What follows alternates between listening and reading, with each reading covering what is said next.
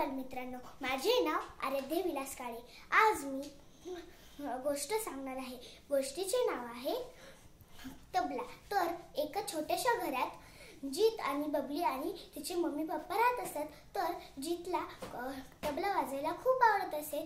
तर तो नेहमी पप्पाला म्हणायचा, पप्पा मला तबला वाजू द्या ना। मग त्याला शाळेला सुट्ट्या लागल्या। मग तो खूप खुश झाला आणि त्याने दररोजचे ठरवले की आपण दररोज उशिरा उठायचे आणि दुपारपासून ते रात्रीपर्यंत खेळायचे आणि रात्री लवकर झोपायचे आणि झोपायच्या आधी गोष्टीचे पुस्तक वाचायचे असे त्याने ठरवले। तर तो दररोज करायचा तसंच।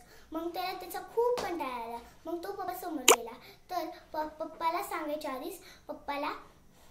आधीच त्याच्या चेहऱ्यावरून कळाले की त्याला जीतला खूप कंटाळा आला आहे ह्या सवयींचा। म्हणून पप्पाने त्यांचा जुना तबला जीतला दिला आणि जीत खूप खुश झाला।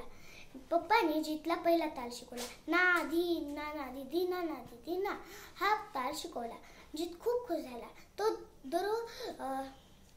दिवसभर तोच ताल शिकू लागला। मग रात्र झाली, तो झोपला।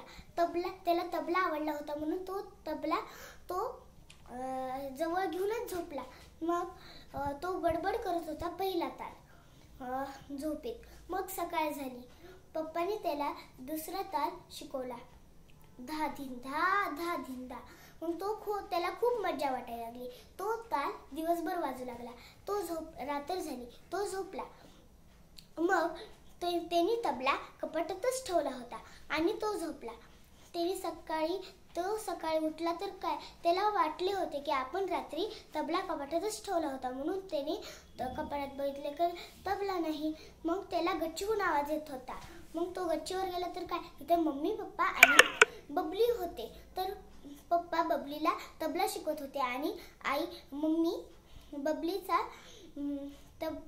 कसा तबला वाजत होती ती बघत होती मम्मी। तर बबली खूप आनंदाने तबला वाजत होती। तर जीतला खूप राग आला।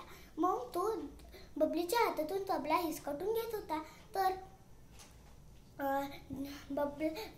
बबलीला जीत म्हणाला, हा तबला माझा आहे। मग जीत बबलीच्या हातातून हिसकावून घ्यायचा प्रयत्न करू लागला। मग बबली पण जीतला म्हणाली की हा तबला माझा पण आहे। मग पप्पाने त्या दोघांचं भांडण सोडविलं आणि पप्पाने जीतला मांडीवर घेतला आणि पप्पा बोलले, हा तबला दोघांचा आहे। सकाळी बबली तबला शिकेल आणि रात्री जीत तबला शिकेल। तर असे बारी-बारीने तुम्ही तबला शिकाल। मग जीत खूप खुश झाला आणि दररोज बारी-बारीने तबला वाजू लागले। तर ह्याच्यातून बोध मिळतो की कधीही एका वस्तूला घरी पण आणि बाहेर पण भांडू नये। धन्यवाद।